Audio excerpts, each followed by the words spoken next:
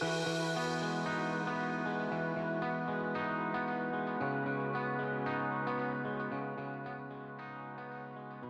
recommendations of the Task Force on Climate-Related Financial Disclosures outline how companies should disclose consistent and meaningful climate-related information to lenders, insurers, investors, and other stakeholders. The TCFD recommendations are structured around 4 key themes: governance, strategy, risk management, and metrics and targets. The TCFD recommendations include both qualitative and quantitative information disclosures. The barrier to starting the TCFD reporting journey is very low. The TCFD recommends starting with whatever information companies have available and then improve the scope and quality of disclosures over time. Organizations can start applying the TCFD recommendations by disclosing qualitative high-level governance, strategy, and risk management information, and then increase the detail of their disclosure over time as their understanding of climate-related risks and opportunities improves.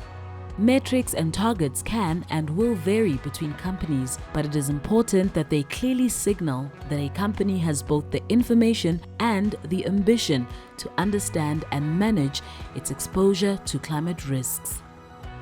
South Africa is vulnerable to physical risks and the impact of policies to try and minimize climate change. An economic growth model historically dependent on cheap coal-powered energy and capital-intensive industrial development, including a heavy reliance on coal in electricity and liquid in fuel production, has led South Africa to being one of the most carbon-intensive economies in the world.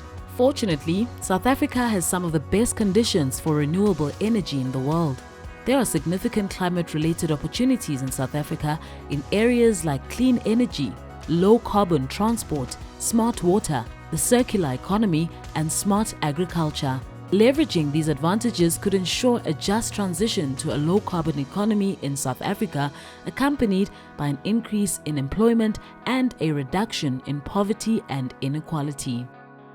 Climate-related risks and opportunities are likely to impact firms' income statements and balance sheets. Acknowledging the risks that the low-carbon transition poses to financial assets, investors are increasingly trying to quantify the expected financial value of physical and transition risks on their portfolios. Expected impacts vary by region, asset type, and time horizon, but there is broad agreement that the impacts are material and need to be managed. Conservative estimates of the value of global assets at risk from climate impacts range between $2.5 and $4.2 trillion. For more detail on the issues covered in this video, please see the report outlining the state of climate-related financial disclosure development as part of this South Africa-UK PACT-funded project. We would like to thank South Africa-UK PACT for supporting this educational video. For more information about South Africa-UK PACT, please visit ukpact.co.uk.